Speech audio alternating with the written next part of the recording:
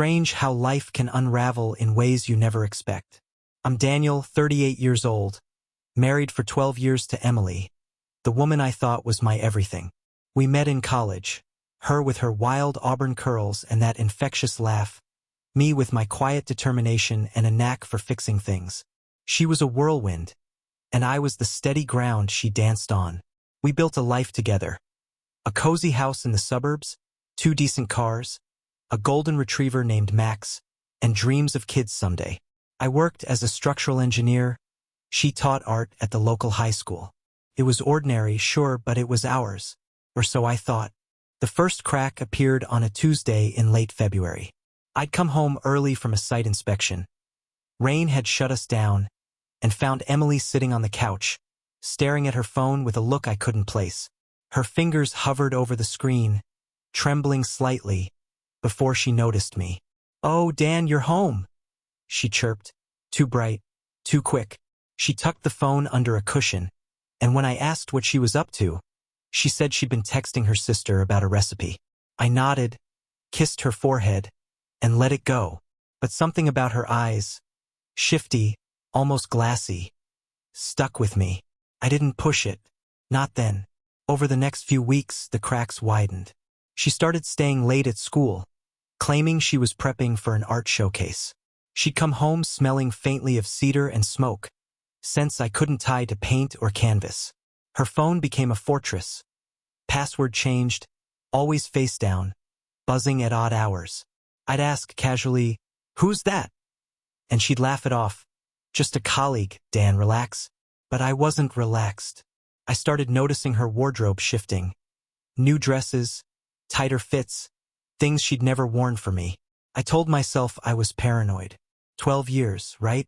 She wouldn't. Then came the night I couldn't ignore. I'd been out with my buddy Greg, grabbing beers after a long week. I got home around 10, expecting Emily to be curled up with a book or grading papers. The house was dark, silent. Max greeted me at the door, tail wagging, but no Emily. Her car wasn't in the garage. I called her straight to voicemail. Texted, "Where are you?" No reply. By midnight, I was pacing, imagining accidents, emergencies. At 1:17 a.m., headlights swept across the living room window. She stumbled in, hair mussed, lipstick smudged, claiming she'd been at a teacher's thing. I smelled the cedar again, stronger this time, mixed with something musky. My stomach twisted, but I swallowed it down. "You okay?" I asked. She nodded, avoiding my eyes, and went straight to bed. The next morning, I couldn't shake it. Emily was in the shower, her phone left carelessly on the kitchen counter. A rare slip. I stared at it, heart pounding, knowing I shouldn't but needing to. I picked it up, tried her old password, our anniversary. Locked. Tried Max's birthday. Locked. Then, on a hunch, I typed 0302, her sister's birthday. It opened. My hands shook as I scrolled through her messages. There it was, a thread with Mark Evans, the gym teacher at her school. A guy I'd met once or twice, broad-shouldered, cocky, always grinning like he knew something you didn't.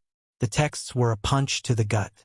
"Last night was incredible," he'd written at 1:03 a.m. Her reply, "Your trouble. Can't stop thinking about it." I scrolled up, days of flirting, plans to meet, little inside jokes. Photos, her in that new red dress, him shirtless by a lake. My vision blurred. I set the phone down before I smashed it. She came downstairs, towel around her head, humming. "Morning, babe," she said, all innocence. I nodded, mute, and left for work. Couldn't look at her. At the office, I barely functioned. Blueprints swam in front of me, meaningless. Mark Evans. I remembered him now, tall, tanned, the kind of guy who flexed in every conversation. Emily had mentioned him off-handedly over the years. "Oh, Mark's hilarious," or "Mark's organizing the staff hike." I'd never thought twice. Now every memory twisted into something ugly. Had she been laughing at me? Had he? I Googled him, found his Instagram, all gym selfies and outdoors of bravado. One photo, posted 2 weeks ago, showed him by a bonfire, cedar trees in the background. The smell clicked into place. I drove home that night in a fog, replaying every moment of the last few months. Her late nights, her excuses, her distance. I've been blind, trusting, a fool. When I walked in, Emily was cooking lasagna, my favorite, like some kind of peace offering. "How was your day?" she asked, smiling. I stared at her, this woman I'd loved, and saw a stranger. "Fine," I lied and sat down to eat. The food tasted like ash, but I forced it down. I needed time to think, to plan. She didn't deserve my trust anymore, but she'd get my patience. For now. For days I watched her. Emily didn't know I'd cracked her phone, didn't know I was unraveling her lies. I started tracking her, subtly at first. I checked the mileage on her car, note when she left and returned. She kept up the art showcase excuse, but I called the school once, pretending to be a parent. "No showcase this month," the secretary said cheerfully. I hung up, hands clenching the steering wheel. She was meeting him. I knew it. I dug deeper, borrowed a friend's old laptop, set up a dummy email, and hacked into her iCloud. Years of IT tinkering paid off. Her photo backups were a goldmine. Pictures of them together, coffee shops, parks, his apartment. One shot showed her laughing on his couch, his arm around her, dated 3 weeks ago. Another, from last month, had her in lingerie I'd never seen, posing in a mirror. The caption, "For M." My chest burned. I wanted to scream, to confront her, but I held back. Rage was useless without a plan. I started tailing her. Took a few personal days from work. Rented a beat-up sedan she wouldn't recognize. The first night, she left at 6:45 p.m., claiming a staff meeting. I followed at a distance, watched her pull into a diner lot 20 minutes away. Mark was there, leaning against his truck, smirking as she climbed out. They didn't go inside, just talked, laughed, then drove off separately. I trailed him instead, curious. He led me to a rundown duplex on the edge of town, cedar trees lining the yard. I parked across the street, watched him go in. An hour later, her car rolled up. She slipped inside, and the lights dimmed. I sat there, numb, until she left at 11:32 p.m. Back home, I played the dutiful husband. Kissed her cheek, asked about her meeting. She rambled about budgets and paint supplies, oblivious to the storm brewing in me. I nodded, smiled, and plotted. She thought she was clever, but I'd always been the one who fixed things. Broken pipes, shaky bridges, our life. Now I'd fix this, not with words or tears, but with something she'd never see coming. The betrayal wasn't just the act, it was the audacity. Emily didn't just stray. She built a whole secret world with Mark, one where I didn't exist. I found more evidence. Receipts in her purse for dinners I'd never eaten. A hotel keycard tucked in her glove box. Each discovery fueled me, sharpened my focus.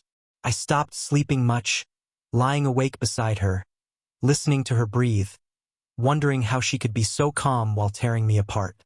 I needed proof, something undeniable. I bought a tiny voice recorder, hid it in her car under the passenger seat.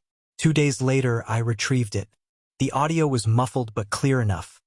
Her voice, giggling, saying, "Mark, you're insatiable," followed by his low chuckle, "You love it," then rustling murmurs, a sound I couldn't mistake. I listened once, then destroyed the recorder. Didn't need it anymore. The image was burned into me, a wound I'd carry forever. I started researching Mark. Found his address, his routines. He taught PE, coached football, lived alone. Divorced, no kids, a reputation among the staff for charm. I hacked his social media too. Found private messages to other women, overlapping with Emily. She wasn't even special, just another notch. That stung worse, somehow. I watched him at the school once, from my car, as he high-fived kids and flirted with a young teacher. He was careless, sloppy, perfect. My plan took shape. Revenge wasn't enough, I wanted ruin. I'd dismantle their little fantasy, piece by piece, and make them feel the weight of it. I started small. Anonymous emails to the school board, hinting at inappropriate conduct between staff. Nothing specific, just enough to stir whispers. I knew Emily's pride, she'd hate the scrutiny. For Mark, I went darker. Found a guy online, a sketchy type who could plant something in his truck. Nothing lethal, just incriminating. I paid in cash, no trace. Step 1 was underway. Emily noticed the shift first. "People at work are acting weird," she said one night, stirring soup on the stove. "Rumors about affairs or something. It's ridiculous." I raised an eyebrow, feigning concern. "That's awful. Any idea who?" She shrugged, but her hands fidgeted. "A tell." She was rattled. Good. The emails had landed, and the school was buzzing. Mark, meanwhile, got pulled into the principal's office. I heard through Greg, whose wife worked there. "Something about his behavior," Greg said over beers. I nodded, sipping my drink, hiding the satisfaction. The next move hit Mark harder. My contact planted a small bag of pills in his truck. Prescription stuff stolen, untraceable. I tipped off the cops anonymously, watched from a distance as they searched his vehicle outside the school. He was furious, red-faced, yelling about a setup, but they hauled him in. Emily came home that night pale, distracted. "Mark's in trouble," she muttered, chopping vegetables too hard. "Some nonsense with drugs." I played dumb. "That's wild. He doesn't seem the type." She didn't meet my eyes. I escalated. Hacked her email. Sent a message from her account to Mark. "We're done. You're a liability." Watched her panic the next day when he called her, furious, and she swore she hadn't sent it. She changed her password, but I was already in. Her digital life was mine. I leaked photos from her iCloud to a gossip site, blurring her face just enough to keep it legal, but Mark's was clear. The school suspended him pending investigation. Emily cried that night, locked in the bathroom, thinking I couldn't hear. I didn't comfort her. She still didn't suspect me. That was the beauty of it. 12 years of being the steady, predictable husband made me invisible. But I wasn't done. The cruelty was only beginning. I'd strip everything from them, her reputation, his freedom, until they understood what they'd taken from me. And then the real blow would land. The house felt like a stage now, every interaction a performance. Emily moved through our days with a brittle edge, her smiles forced, her excuses flimsier. She didn't know I was the architect of her unraveling, but she felt the tremors. I kept up my role, concerned husband, oblivious to her lies, while tightening the screws. Mark's suspension hit her hard. She'd mumble about unfairness over breakfast, her voice tight, eyes darting. I'd nod, murmur something vague, and watch her squirm. It was almost too easy. I dug into Mark's life deeper, peeling back layers of his arrogance.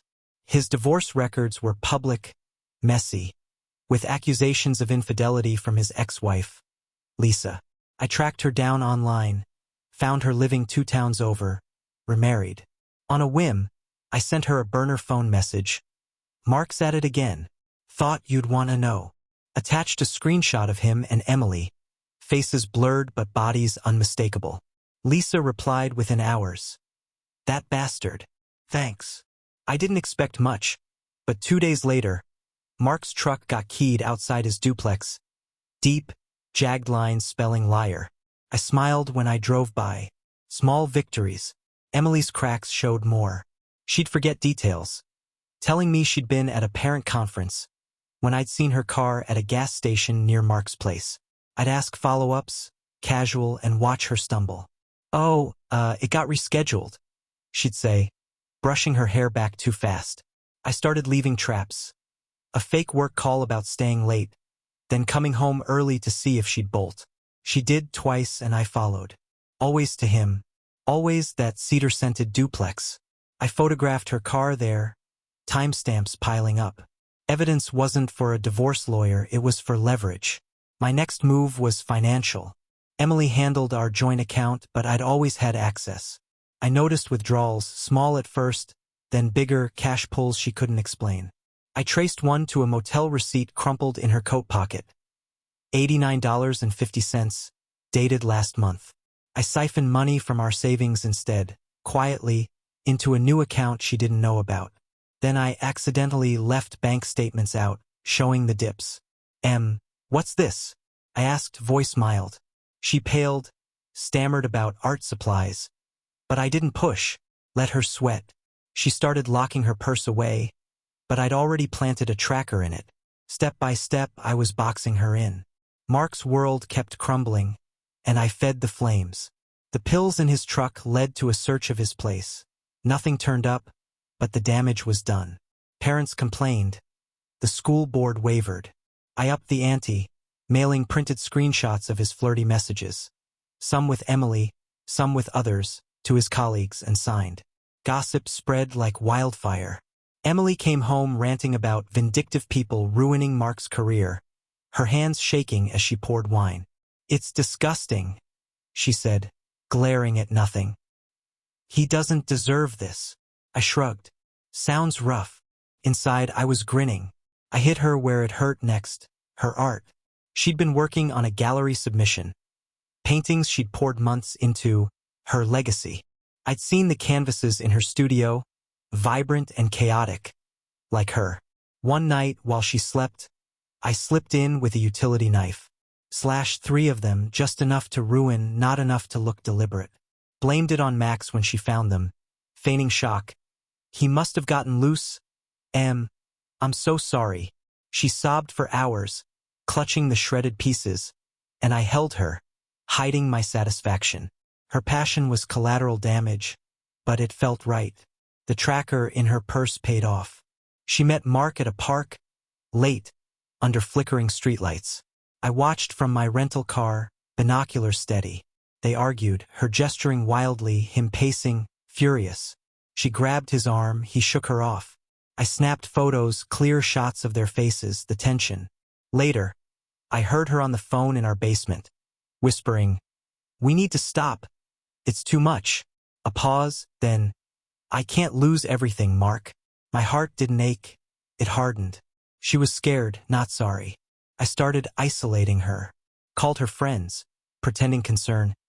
"Em's been off lately? Maybe check on her?" They'd invite her out. She'd decline, too paranoid to leave my sight. I'd catch her staring at me sometimes, like she sensed something but couldn't name it. I'd smile back, all warmth, and she'd look away. The power shift was intoxicating. I wasn't the fool anymore. She was. Mark's downfall accelerated, and I steered it. His truck got towed. Unpaid tickets I'd fabricated with a hacked DMV login. His landlord evicted him after I sent an anonymous tip about suspicious activity, backed by photos of the pill bust. He moved into a cheap motel and I watched Emily spiral. She'd sneak calls in the garage, thinking I couldn't hear. "You can't give up, Mark, we'll figure this out." I didn't care about their plans. I'd crush them anyway. I turned her co-workers against her next. Forged an email from her account to the principal, complaining about unprofessional staff and naming names. Sent it late when she'd have no alibi. The backlash was instant. Texts flooded her phone, colleagues furious. She stormed in that night, ranting, "Someone hacked me. Dan, it's insane." I frowned, supportive. "That's awful, Em. Who'd do that?" She didn't answer, just poured more wine. Her allies were thinning. She was alone. I planted doubt in Mark too. Used a burner to text him as Emily. I told Dan everything. "It's over." He called her immediately. I heard her deny it, frantic, from the kitchen. "I didn't, Mark, I swear." He didn't believe her. The call ended with him cursing her out.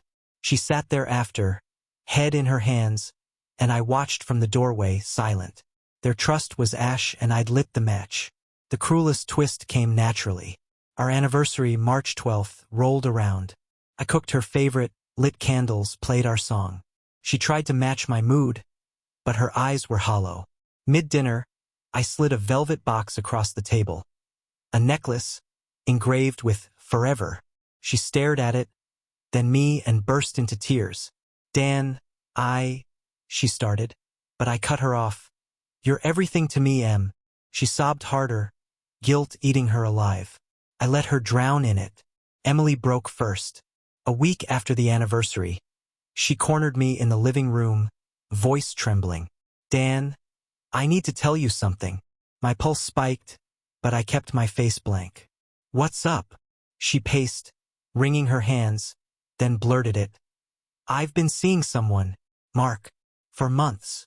She waited, eyes wide, like she expected me to explode. I didn't. I leaned back, crossed my arms. Okay, tell me more. She faltered, thrown by my calm, then spilled it. Dates, lies, feelings. Not the full truth, but enough. I let her finish, then stood. Thanks for being honest. I need time. Walked upstairs, locked the bedroom door. She knocked, begged, but I stayed silent. Let her stew. Inside, I wasn't shocked. I'd known too long, but hearing it from her lips sharpened the blade. She thought confession would ease her guilt. I'd make it her prison. Next morning, I acted normal: coffee, toast, a kiss on her cheek. She stared, confused, and I left for work. Phase 2 was ready. I hit Mark where he lived. His motel room got a visit from my sketchy contact. Nothing stolen, just chaos. Furniture flipped, clothes shredded, a note pinned to the wall. You're done. He called Emily, panicked. I heard her soothe him over the phone later, promising to help. I smiled, knowing she couldn't. Then I leaked the park photos, unblurred this time, to the school's parent forum, tagged with their names. By noon, her principal called her in. She came home suspended, face ashen. They think I'm involved with Mark's mess, she whispered. I hugged her, hiding my triumph. Her art career took the final blow. I'd found her gallery contact, emailed them as her. Withdrawing my submission, personal issues. They dropped her, no questions. When she found out, she screamed at me. Did you do this, Dan? I shook my head, all innocence. Why would I? She had no proof, just paranoia, and it ate her alive. She was unraveling, and I was the thread puller. Emily's suspension became permanent. The school cited conduct unbecoming, fueled by the photos and rumors I'd seeded. She stopped leaving the house, stopped painting, stopped talking much. I'd catch her staring out the window, hollowed out, while I cooked dinner or walked Max. You okay, Em? I'd ask, voice soft. She'd nod, barely, and retreat. I didn't push. I wanted her to feel the silence, the weight of her choices crashing down. Mark hit bottom next. The pills case stuck, probation slapped on him, and no school would touch him. I heard through Greg he'd taken a job at a warehouse, hauling boxes for half his old pay. I drove by once, saw him loading a truck, shoulders slumped, no smirk left. Then I mailed him a package and signed just a USB drive. On it, recordings from Emily's car, her laughing with him, mocking me. Dan's so predictable he'd never suspect. Let him hear her betrayal too. He texted her after. A single word. Why? She didn't reply. I'd already blocked his number from her phone. I turned the house into her cage. Changed the Wi-Fi password. Locked the router, her lifeline to Mark severed. She'd ask, timid, Dan, can I get online? I'd say, sure later, and never follow through. Her friends stopped calling. I'd hinted to them she was unstable. Her sister got a forged text from Emily, cutting ties. Isolation was my weapon, and she shrank under it. One night, she whispered, I'm sorry, Dan, tears streaking her face. I looked at her, cold. I know, nothing more. She flinched like I'd struck her. The final piece was ready. I'd been building it for weeks. A slow, deliberate strike. Emily thought she'd confessed everything. Thought she'd hit bottom. She hadn't. I had one last card, and it'd break them both. Revenge wasn't loud or fast, it was patient, precise, and mine. The air in our home thickened with unspoken ruin. Emily shuffled around like a ghost, her once bright eyes dulled, her hands idle without her paints or phone. I'd stripped her world bare, layer by layer, and now I watched her crumble under the weight of it. She'd try to talk sometimes. Small, hesitant words about groceries or the weather, but I'd answer with nods or grunts, keeping her at arm's length. She didn't deserve my warmth anymore, and I didn't offer it. Max, loyal as ever, stuck to my side, sensing the shift. Even he seemed to judge her. I turned my focus to Mark again, ensuring his fall was complete. He'd lost the warehouse job, too slow, too broken, they said. I'd heard he was crashing with a buddy, scraping by on odd jobs. I found that buddy's address, a rundown trailer park 30 miles out. Sent another package. More photos, this time of Emily leaving his duplex, paired with a note. She's done with you. Move on. No signature, just enough to twist the knife. I wanted him haunted, doubting her loyalty as much as I doubted hers. Let him stew in the wreckage. Emily's confession had been her unraveling, but I wasn't satisfied. She'd admitted the affair, sure, but not the depth of it. Not the months of deceit, the moments she'd chosen him over me. I started leaving hints around the house. Printouts of her texts, circled in red, tucked into books she'd reach for. She'd find them, gasp, and shove them away, but I'd catch her later, staring at nothing, hands trembling. Dan, where'd these come from? She asked once, voice small. I shrugged. No idea, Em. Weird. Huh. Her fear was palpable, and I drank it in. The real blow was brewing. I'd been gathering everything. Photos, recordings, receipts. Into a dossier. A testament to their betrayal. Not for a lawyer, not for court, but for something sharper. I contacted a local journalist, a guy I'd met through Greg, known for digging into scandals. Fed him the story anonymously. Teacher affair, rock school, drugs involved. Gave him enough to sniff around. Mark's arrest, Emily's suspension, the leaked images without tying it to me. He bit hard. By week's end, a headline screamed online, "Suburban Scandal, Educator's Secret Life Exposed." No names yet, but the details were unmistakable. Emily saw it, dropped her coffee mug, and fled to the bathroom, retching. The article spread like wildfire. Parents raged in comments, demanding answers. The school issued a vague statement about ongoing reviews. Emily's name wasn't printed, but whispers at her old job pinned her fast. She stopped leaving the house entirely, blinds drawn, phone off. I'd come home to find her curled on the couch, staring at the TV's blank screen. They hate me, Dan, she whispered once. I sat beside her, silent, letting her words hang. She didn't know I'd lit the match. She thought it was fate, or Mark's mess catching up. I let her believe it. Mark's reaction was louder. He posted a rant on a burner social media account. Greg tipped me off, claiming he'd been set up by a jealous lunatic. I smirked, reading it. He was half right, but too late. I sent the journalist more. The USB audio, scrubbed of my traces, with Emily's voice clear as day. The follow-up piece named them both, Mark Evans and Emily Carter, tangled in a web of deceit and disgrace. Emily found it online, despite my Wi-Fi lockout. She'd borrowed a neighbor's signal. She screamed, hurling her laptop at the wall. How do they know? She sobbed. I shrugged. Truth comes out, Em. Her family called, her sister, thawed from my fake rift, furious. What have you done, Emily? I heard through the door as she begged forgiveness. Her parents followed, a tense voicemail. We're disappointed. Call us. I deleted it before she heard, keeping her cut off. She'd lost her job, her art, her friends. Now her kin turned away. I watched her pace, muttering to herself, unraveling thread by thread. She'd glance at me sometimes, searching for the husband she'd known. But I gave her nothing, just a blank stare, a wall she couldn't climb. I tightened the noose at home, started packing her things, clothes, books, trinkets, into boxes, slow and deliberate. What are you doing? She asked, voice cracking. Just organizing. I lied, stacking them in the garage. She didn't fight it, too broken to argue. Each box was a signal. You're not staying. She'd lost her anchor in me, and I'd make sure she felt it. The final act was close, and it'd be surgical. Mark hit rock bottom, and I nudged him further. Found out he'd been begging loans from old teammates. Pathetic, desperate pleas.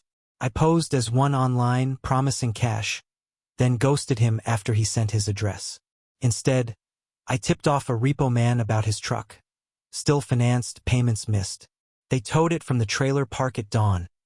I watched from a distance as he yelled, barefoot in the dirt, helpless. Then I mailed him a final note. She never loved you. Neither did I. Let him chew on that alone. Emily's collapse was quieter but total. The article's fallout killed her last shred of pride. She'd sit for hours, staring at those slashed paintings, whispering apologies to no one.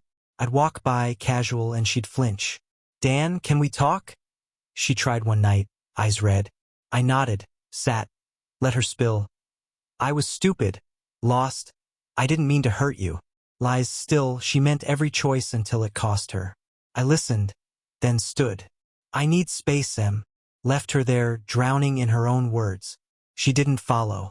I leaked the dossier to her world next. Printed copies, texts, photos, audio transcripts. Mailed to her principal, her gallery contact, her sister. Each packet bore her name, her shame, no return address. Her sister called again, livid. You're disgusting, Emily. Don't come near us. I answered, calm. She's not herself. Sorry you're caught up. Hung up as Emily watched, frozen. The gallery blacklisted her. The school threatened legal action. She was a pariah and I'd made it so. The house became her tomb. I'd leave for work, come back to find her in the same spot, unwashed, silent. I stopped cooking for her, let her fend for herself. She barely ate, shrinking into her guilt. One night, she grabbed my arm. Dan, please, forgive me. I pulled away, cold. I'm trying. I wasn't. Forgiveness wasn't the goal, ruin was. She'd built her betrayal. I'd built her cage. One last strike waited. Mark vanished from the grid. Word was he'd left town. Tail between his legs, no job, no truck, no fight left. I'd broken him. Stripped his charm, his swagger, his life.